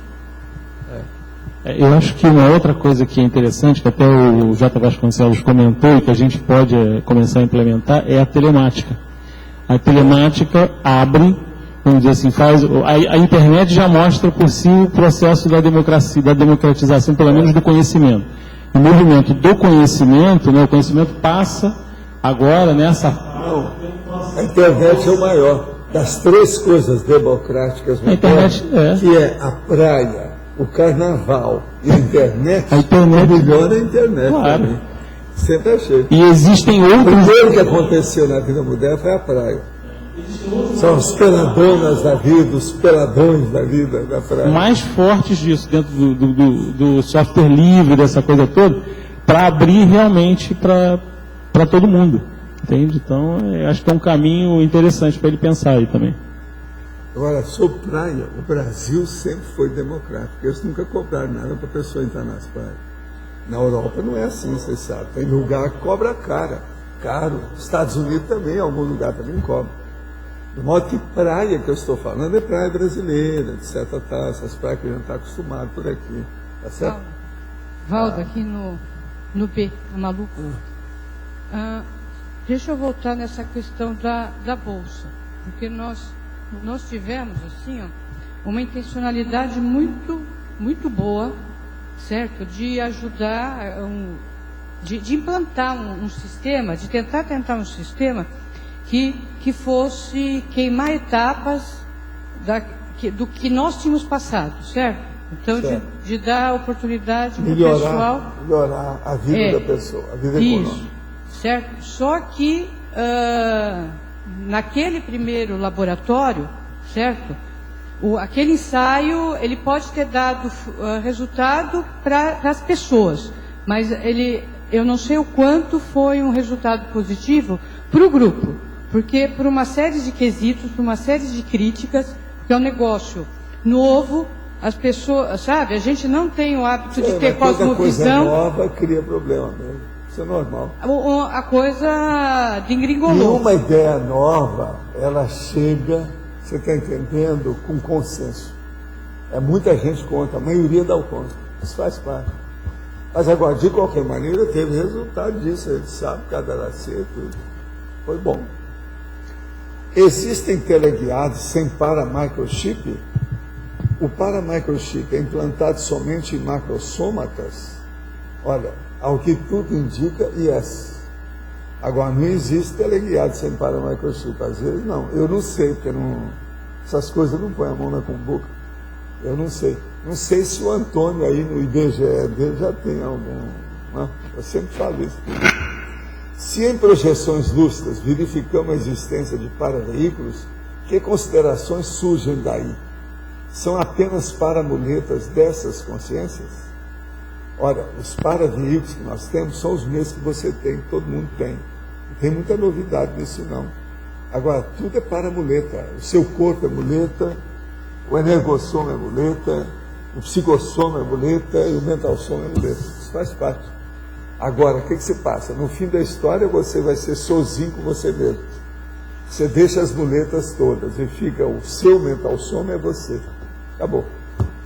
Isso aqui é o ideal. Professora, página 70, a binomiologia. Queria que o senhor explicasse um pouco mais sobre a inocência e a liberdade consciencial. Aonde está isso aí? Binomiologia, o segundo binômio. Binômio, inocência, liberdade consciencial. O problema todo é o seguinte: quando a pessoa tem determinada liberdade, porque todo mundo tem uma liberdade condicionada na vida humana. Quando você pega um corpo, aqui não tem liberdade total, geral, tudo isso é conversa fiada, não existe. Toda a liberdade nossa é uma liberdade condicional. Por quê? Você tem que estar respirando o tempo todo, ó. Hormônios. Nós temos que estar com isso. Então é uma liberdade muito relativa. Você não pode sair daqui. Agora, por exemplo, quando você começa a já ter uma certa liberdade de sair do corpo, só tem um cordão de prata. Já é bem melhor do que os pulmões. E às vezes você consegue deixar isso para trás e sai só de mentalsoma. Aí não tem nada. Entende? Porque é a coisa mais livre, mais clara. Muito embora a gente fale que é o cordão de ouro, que é o processo do tactismo, que você está preso ao problema do seu holossoma. Então, esse processo da inocência com a liberdade é o seguinte: os caras são inocentes, não entendem nada de holossoma. A liberdade deles consciencial é mínima. Nós já estamos começando a ter uma liberdade maior, porque essa liberdade condicionada você já pode julgar para fora. Jogar fora. Você sai do corpo, faz aquilo que um dia desse nós estávamos falando, a volitação extrafísica. Você não precisa estar respirando. Então isso tudo já começa a mudar. Agora, tudo é inocência, né? A maioria das pessoas... Agora, por exemplo, como é que é essa inocência de um cientista eletronáutico que não quer estudar ele mesmo? Essa é uma inocência burra, porque ele está consciente que ele tem alguma coisa, mas não quer saber disso. Então ele se destacou, ele deixou o estudo dele para o futuro. Agora eu não, eu deixei o estudo deles para o futuro, mas não o meu. Quem é que é mais vivo? Eu com o meu egoísmo transcendente, quer dizer, de fazer assistência cosmoética, ou eles com o materialismo dele? Vocês estão entendendo? Eles deixaram, a turma da eletronáutica, eles deixaram o estudo deles mesmos para o futuro, isso não interessa.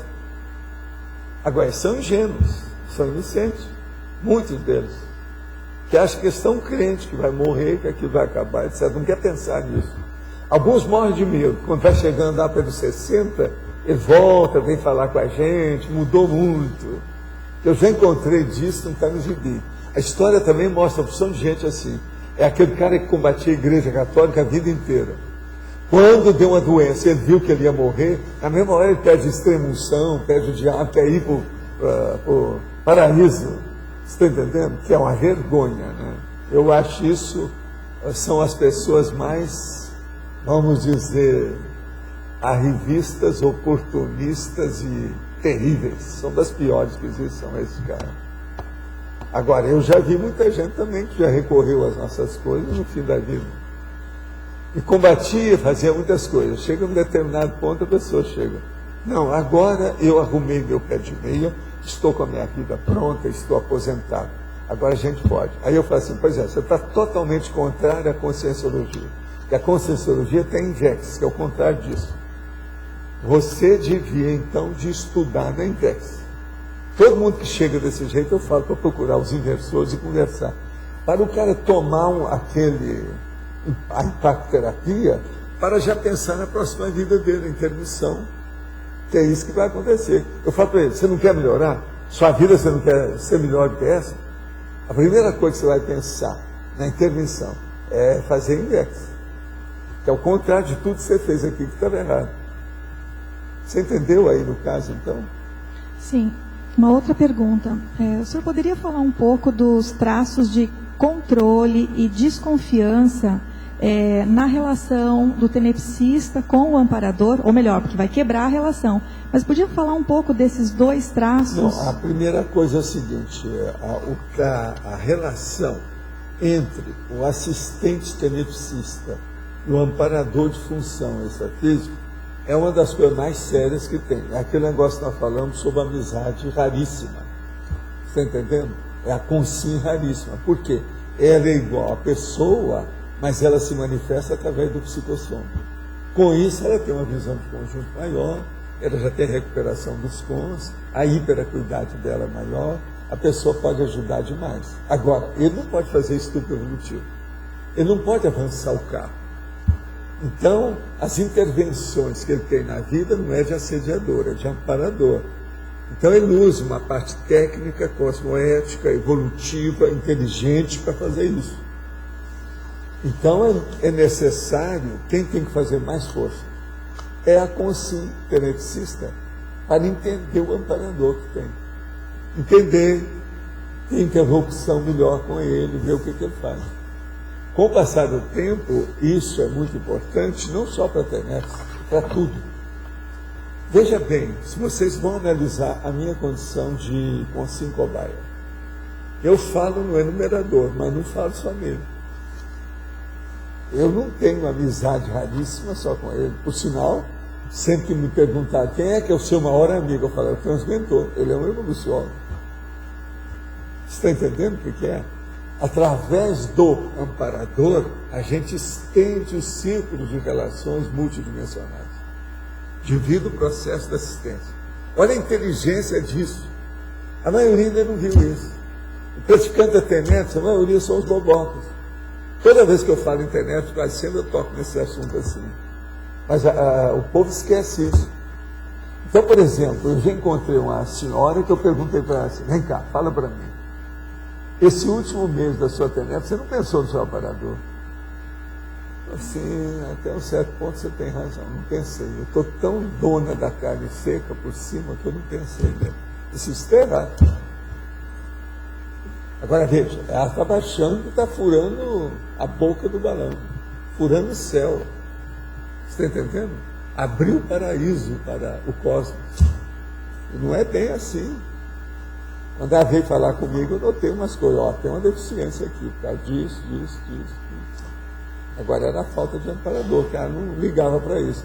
Então veja, a hora que a pessoa pega e ela começa a dominar o processo da TENEPS e ela desviar para o poder, é danado, né? Isso é uma coisa horrorível. Isso é uma regressão violenta. Essa senhora faz mais ou menos 10 meses, ela esteve aqui comigo. Eu falei isso tudo para ela, só nós dois. Expliquei tudo. E ela caiu em si. Quis chorar, eu falei assim, não chora não, que é pior. Para com isso. Enfrenta a coisa com seriedade. Não banca criança, que você não é mais criança. Quer dizer, essa não era mais inocente. A inocência já tinha acabado. E o que levou a isso, professor? O que leva a isso? Está por cima da carne seca. Quem manda sou eu e acabou, e fim de papo. Tem gente assim, né? Agora veja, ela até que trabalhava, mas não estava... Se continuasse desse jeito, poderia dar um esbrego danado.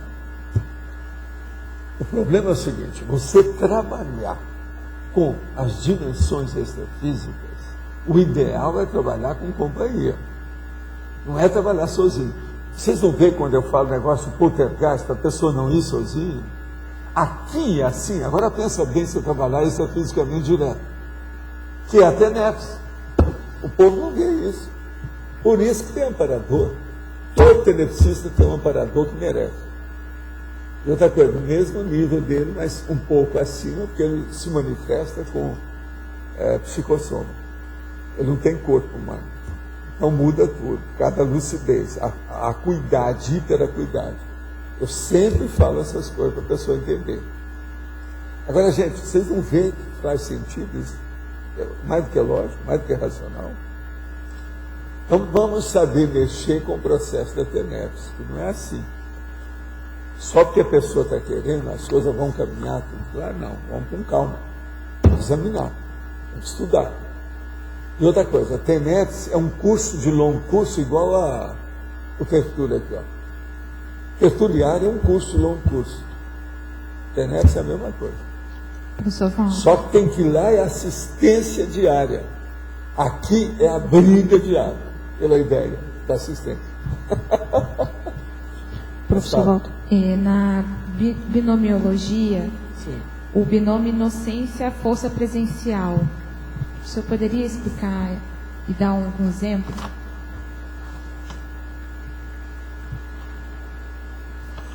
A inocência e a força presencial. Por exemplo, tem aquela moça muito bonita, menina ainda, que chega aí. Aí, ela é bem natural, sem problema, etc. Uma energia de derrubar o quarteirão a hora que ela passa. E ela não sabe nada que tem aquilo. Totalmente ingênua. Está com uma força presencial enorme, não sabe nada. Essa moça, então, eu chamo de lá e falo assim, ó, vem cá. Você precisa de orar. Então começa a falar. Vamos ver como é que é a sua vida. Às vezes ela tem todas aquelas características e ela consegue superar isso. Já teve gente aqui assim. Esse ano passado mesmo tiveram umas duas aí assim. Tem outro que está conversando com todo mundo aí. A meninada toda está até querendo namorar a moça, etc. Tal, a menininha. Essa já tinha, para mim, uns 17, 18 anos. Tá? Mas agora o que se passa? Ela chegava, tá, uma família bem, estudou, já viajou, lê muito, está bem encaminhada. E uma plástica sexy. Boazudinha, chama atenção. Então, precisava de mostrar uma força presencial danada. Ela chegava, o povo estava conversando, parava para ver que ela está chegando. Quer dizer, ela desse jeito está muito inocente demais, muito ingênua, muito imatura. Então, a gente tem que chamar para a senhora, vê se você esconde um pouco o que você é, não fica. Você tem que bancar a secretária. Aquela secretária que faz um coque com o cabelo, arranja um óculos enorme, você está entendendo? Preto. E arranja uma roupa escura de homem. Entende? Aí o negócio muda. Em certos lugares tem que ser assim. Num caso desse, às vezes, tem que usar aquela técnica que é usada na Invex. A moça deve colocar um anel aqui assim, para mostrar que ela não é available. Entende como é que é? Que ela já está comprometida. Isso às vezes ajuda também para acabar com a paquera e outras coisas. Tem outros nomes para isso, né? Agora, ela precisa ter muito cuidado, porque quando ela é inocente desse jeito, ela faz o flerte para determinados homens sem querer. Conforme o jeito dela dar atenção, o homem pensa, não, ela está enrolada aqui. E às vezes não tem nada disso. Quer dizer, totalmente bobinha. Agora, a mulher tem muito disso. É o que tem mais. Até de inocência. Já recebi alguns feedbacks de pessoas próximas dizendo que transmitem ingenuidade e inocência no sentido de acreditar nas pessoas e não ver maldade nas coisas. Qual a melhor postura nesse caso? Como se faz para perder o ar de ingenuidade? Olha, siga a sua vida com o jeito que você está, mas estude tudo que você puder. Aumente o seu conhecimento, mas não perca o seu jeitão. Esse jeitão não é bom perder, não. É preferível ser assim do que de outro modo. Você já pensou? Eu chegar e... sou machão. Acabo vindo ali da Coça Nostra. Tá. Isso não resolve. O ideal é vir mais suave, por baixo, etc. Isso é muito melhor. Então não deve perder isso, não. Isso não é tão ruim assim. Poderia falar sobre a inocência coletiva das nações e etnias que fomentam situações desastrosas para elas próprias? Não, isso não é inocência, não, é pior. E povos que se acompliciam com chefes ignorantes e mal intencionados. Sim, são os nazistas. É o tal negócio aquele que é a Hannah Arendt, que eu falei aqui, que a gente andou estudando, que é o mal, aquele mal, que é o mal. Vocês lembram do negócio dela, do livro que ela estava falando, o mal encoberto, entende? Que ela andou estudando lá por causa do Eichmann. Ela falou assim, não, o cara era totalmente ingênuo dentro de certas coisas, então seguia tudo que os outros mandavam. Agora, vocês sabem que isso é totalmente errado. Já não pode ser assim. Isso não é tanto inocente, não. A maioria desses caras, inclusive o Eichmann, ele era burraldo, burrildo e burroide. Mas não era inocente. Os nazistas, os SA, SS, que o povo, Gestapo, tinha nada de inocência, eles estavam sabendo muito bem. E seguiam o que o seu mestre mandava, quer dizer, o que o povo mandava para eles, o chefão. Agora, veja, eles erraram. Agora, lá, o processo do Eichmann, o problema de Nuremberg, quanta gente, eles mataram esse povo todo, mandaram para a pena de morte. Agora, por exemplo, as pessoas que mandaram essas pessoas para a pena capital, a pena de morte, elas eram conscientes da pena capital e eram conscientes que podia estar massacrando o inocente. Quem é a favor da pena capital sabe que pode estar incorrendo no erro de estar condenando o inocente. Quantos inocentes não vão para a cadeira elétrica? Isso tudo a gente tem que ver. Essas pessoas não são inocentes. Esses que condenaram. Você está entendendo? Então a gente tem que ver isso. Agora, a condenação do Estado, em tese, ela é totalmente errada, porque é o assassinato, homicídio institucionalizado. Professor Valdo, na página 71, você poderia falar mais na página, a frase enfática? A evolução do caráter da inocência obedece à lei do retorno. Sim. Evoluindo a consciência da inocência infantil até vivenciar a inocência da holomaturidade cosmoética e interassistencial. É o que nós estamos falando aqui o tempo todo sobre isso. Sim, mas assim, como a lei do retorno? É porque ela vai num crescendo de aprimoramento. Você sempre volta onde você esteve. Entendi. Por exemplo, uma coisa terrível, mas que é paradoxal, mas que essas coisas existem. Uma pessoa, na vida anterior, foi massacrada por outra. E essa pessoa que foi vítima, é totalmente inocente do cara. Aí ela dessoma, a outra também dessoma, e elas vêm de novo. Só que tem que agora, a pessoa não é mais inocente. Então, vai encaminhar aquela que foi o algoz dela da vida passada. Você entendeu? Então, veja, foi primeiro vítima numa vida, foi agora preceptora na outra. Houve, então, uma maturidade enorme nesse processo. Da inocência infantil, burralda, burrilda e burroide, da inexperiência, ela passou para a inocência da holomaturidade, sabendo o que devia de fazer. E consertando aquela pessoa que fez mal para ela. Quer dizer, com isso, o saldo é duplicado. Você está entendendo? O saldo da ficha da pessoa. E outra coisa, aquela pessoa que fez mal, ela arranja uma amizade com ela de uma maneira absurda. Agora, é aí que vem maternidade, paternidade, sabe? O processo de ser filho, de ser filha, tudo é por aí. Pensem nisso, a situação é séria. Quem é que está aí com o microfone? Suval. É você, né? Do ponto de vista assim, do para-direito, o senhor acha que o Tribunal de Nuremberg foi positivo? Dulce, tem umas coisas seguintes. Há certas coisas dificílimas. Aí é aquele negócio dos males menores. Eu acho que o processo da guerra, se tivesse gente madura para dominar o problema, não sabe fazer um tribunal daquele, nem condenar os outros à morte. Pelo contrário. E era deixar a pessoa na prisão perpétua e ele fazendo trabalho aquilo que ele fez os outros fazerem. Que isso hoje, dentro da penologia, os estudos das penas, etc., tal, dos criminosos, era uma saída. Tinha muita gente que não era válida. Por exemplo, o Goering, que acabou suicidando, aquele cara precisava de fazer trabalho, porque ele só o tempo todo era ostentação. Foi o mais vaidoso do povo todo, foi o Goering. E ele era um corpo todo deformado, você sabe, ele era todo deformado, ele era uma baleia. Entende?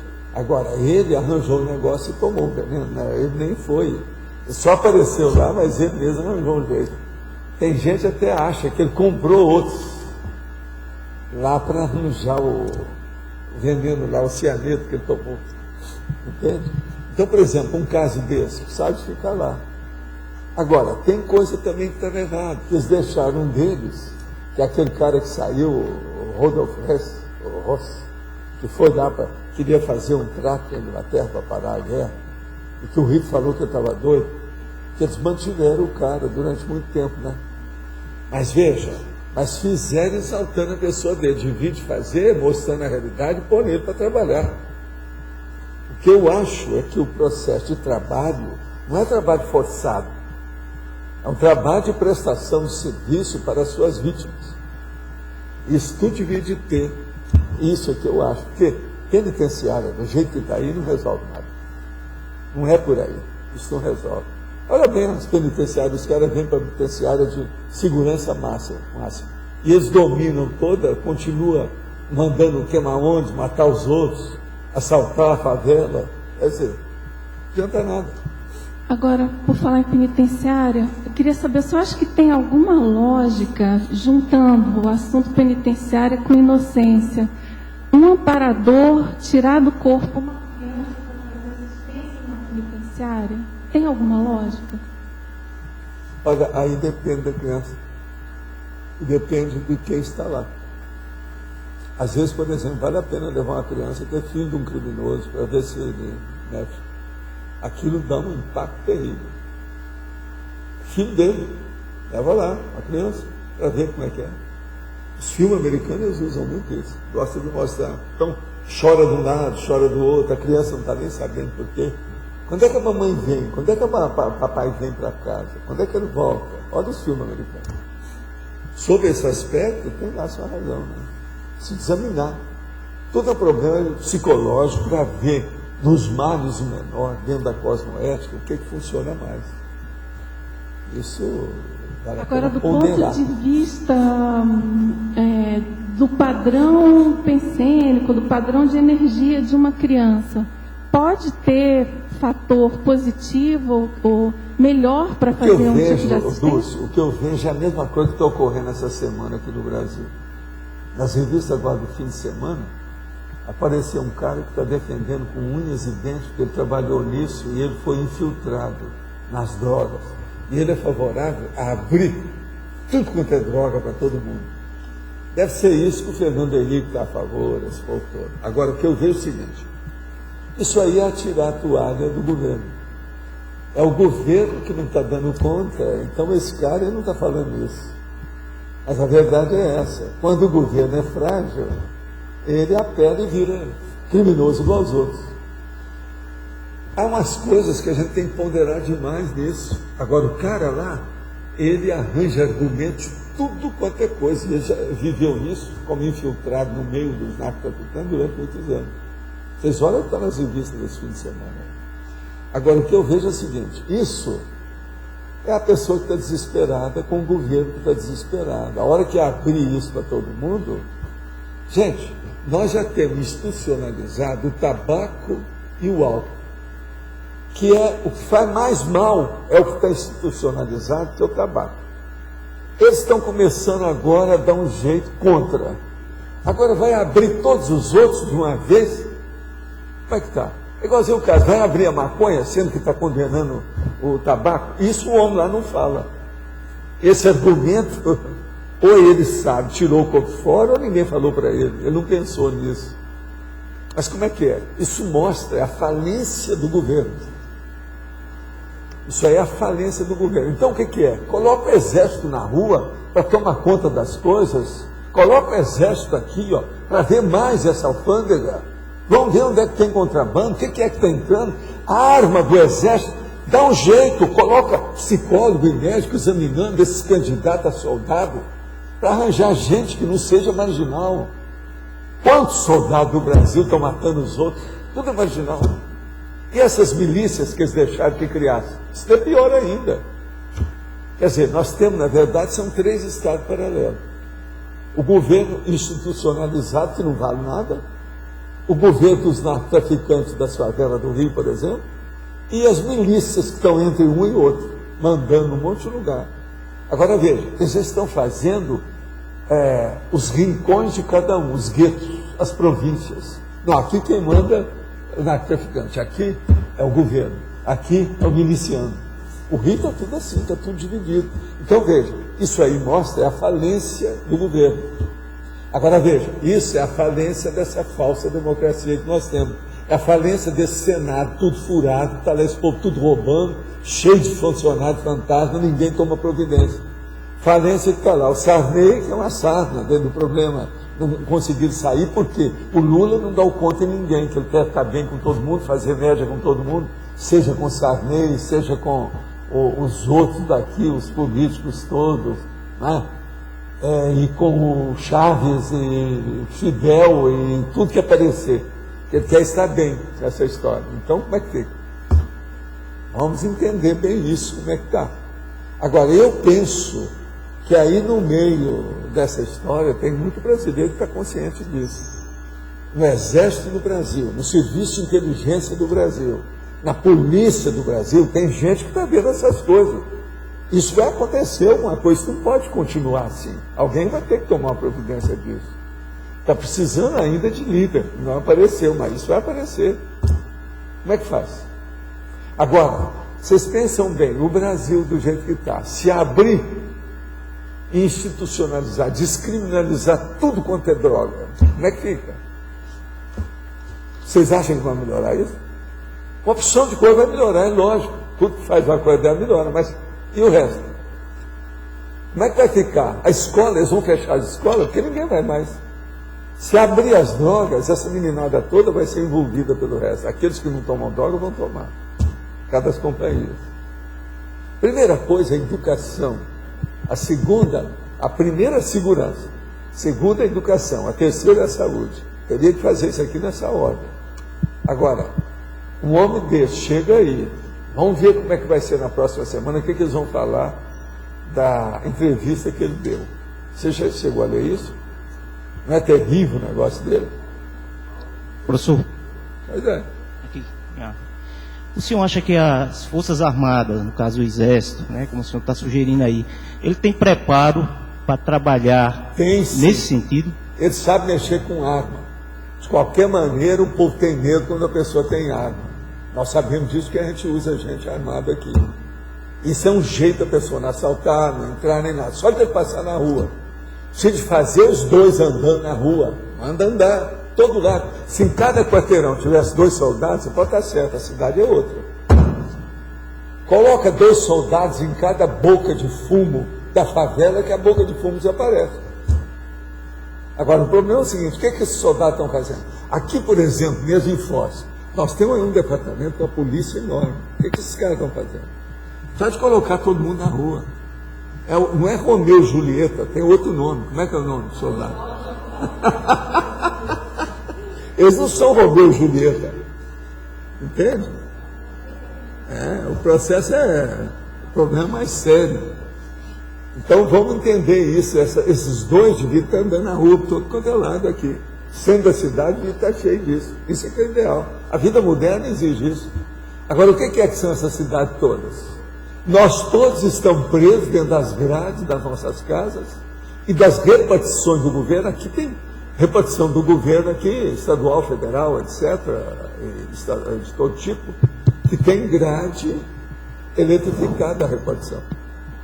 Quer dizer, nós ficamos presos para trabalhar dentro das grades, moramos dentro de casa com grade e os meliantes, os marginais estão soltos na rua. Valdo, Uma coisa que você falou que eu queria corroborar, por exemplo, no Rio, quando teve a ECO 92, mesmo sem ter preparo nenhum, o Exército, Pois é, colocaram tudo na rua. Botaram na rua, ficou 15 dias sem realmente violência, em vez de ficar brincando de quartel, o pessoal começou tudo de novo.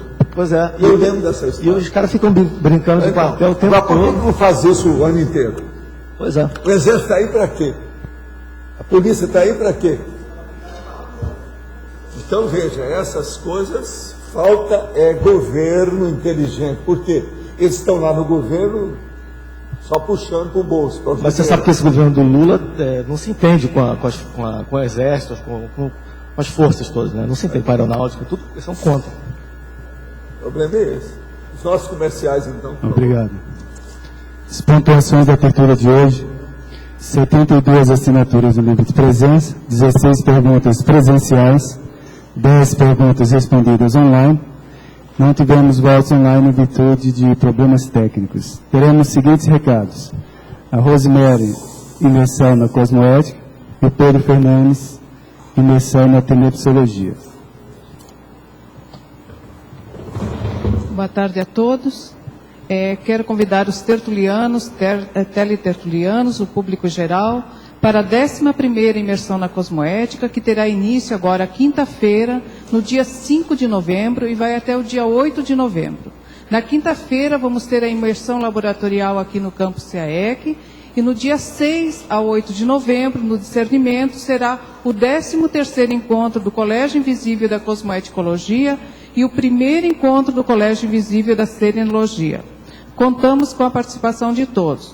Já está lá na recepção do CAEC, aqui na saída do tertuliário, um folder com toda a programação do evento. Obrigada. Boa tarde a todos. Nós gostaríamos de convidar para o evento de final do ano do CAEC, Imersão na Tenepsologia. Serão 4 eventos com o objetivo de aprofundar as pesquisas sobre a TENEPS. Nós vamos começar os eventos no dia 16 de dezembro com o curso TENEPSograma, então a aplicação da conscienciometria na autoavaliação da sua TENEPS.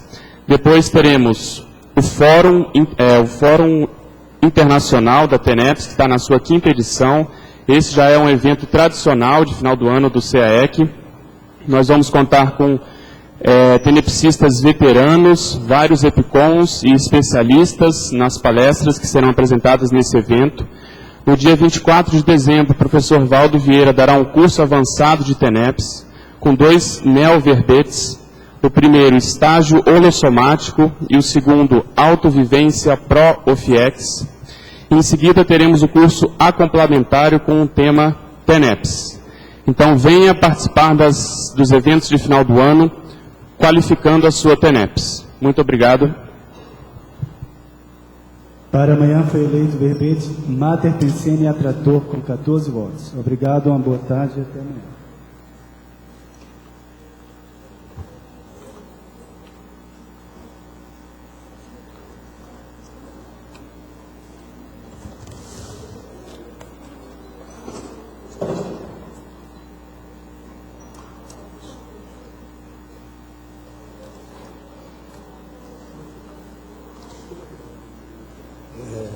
Exame.